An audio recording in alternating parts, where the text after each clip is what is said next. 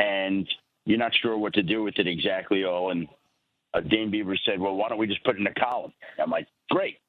And so it kind of takes me back to my newspaper writing roots.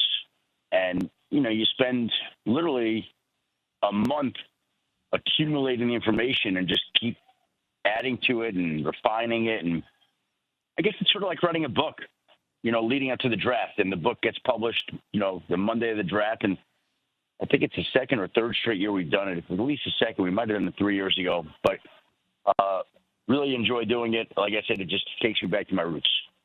Wow, you really avoided that one. Well done. Well done. Little sidestep. Thank you, Evan. Yeah, by the way, you could ask me about anything that's in that column.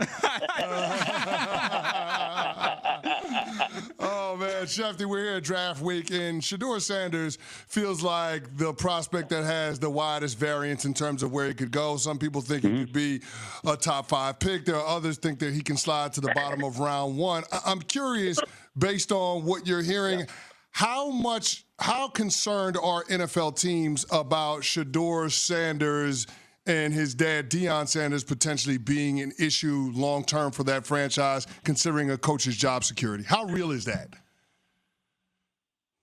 I don't think a coach is thinking about that, making the pick today, but it's going to be a topic on your radio show in the months to come. It's going to come up because wherever he goes, that team is struggling and it doesn't have a secure, strong, comfortable coach. I mean, that issue is going to come up. I don't think that there's a team out there that's considering him saying, well, if we take him, there's going to be more pressure because fans are going to want Deion as the coach one day. I don't think anybody's saying that.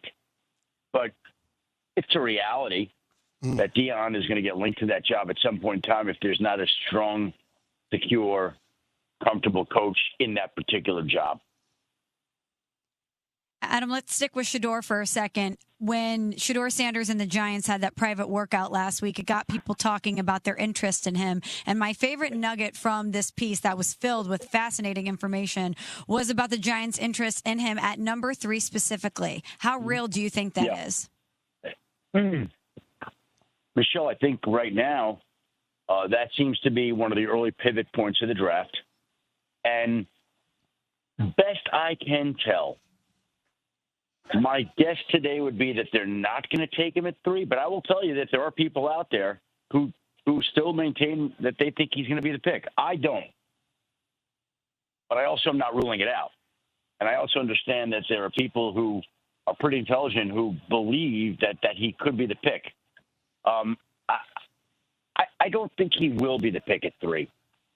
But, you just never know how this is going to go. You just never know. I was thinking this morning, I'm in the airport right now on the way to Wisconsin, and it was the Tuesday that I was going to Dallas of draft week when I got a call on the way to the airport. It was a GM call. He's like, hey, are you aware of the fact that Baker Mayfield may go number 1 to the Browns? Now, again, we're sitting here, we remember what happened, but at that time, that year, I believe it was 2018, nobody had mentioned Baker Mayfield going number 1. Nobody in that draft until that Tuesday.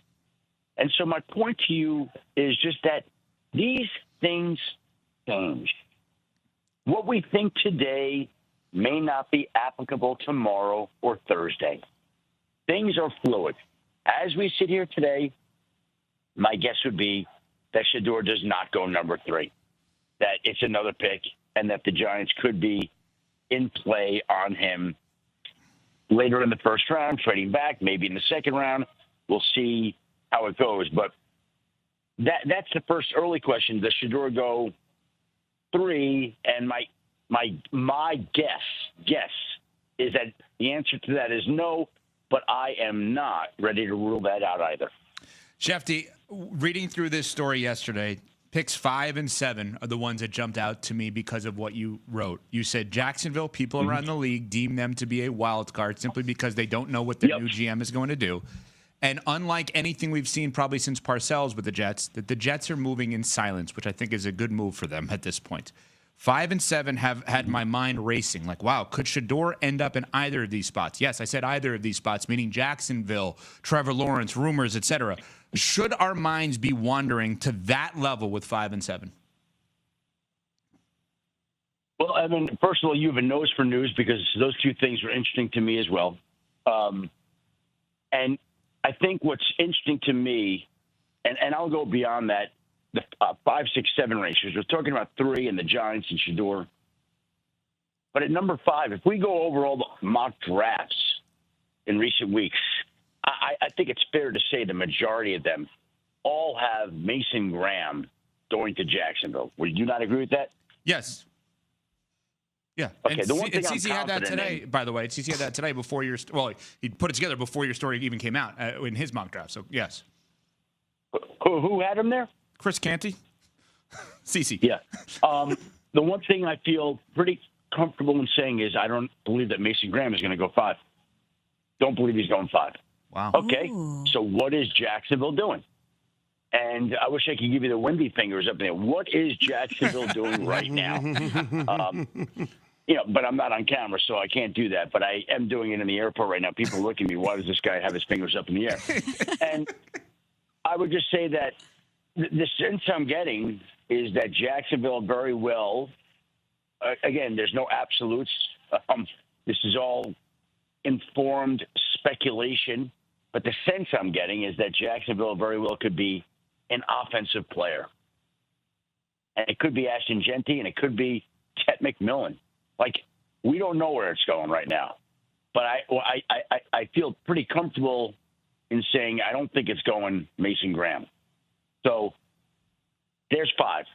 6, everybody in the world is at Ashton Genty going there. And I'm not so sure about that either. I think that the Raiders are open to moving back.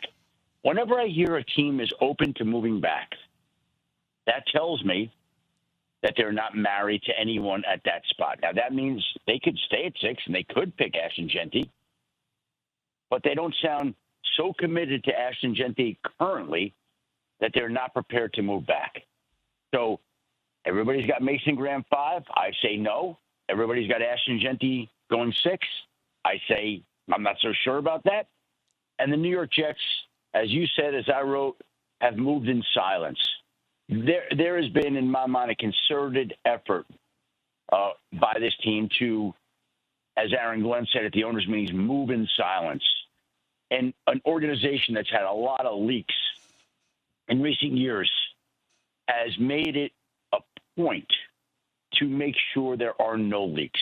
Like in that column, the draft intel column that we put out yesterday on ESPN Plus, I reported that Tyler Warren, the great Penn State tight end, had a private workout for the Jets at their facility. That, not like it's some groundbreaking piece of information, don't get me wrong, but the Jets took steps to make sure that didn't even get out. Like, we didn't know that until yesterday, that he came through there. And we're hearing about visits all the time, right? Oh, this guy went there, this guy went there, this team's visiting this guy. Haven't heard anything about the Jets. But Tyler Warren went there, and, I mean, they really like him. No doubt about it. And, by the way, Tyler Warren from the Jets went to the Giants facility the next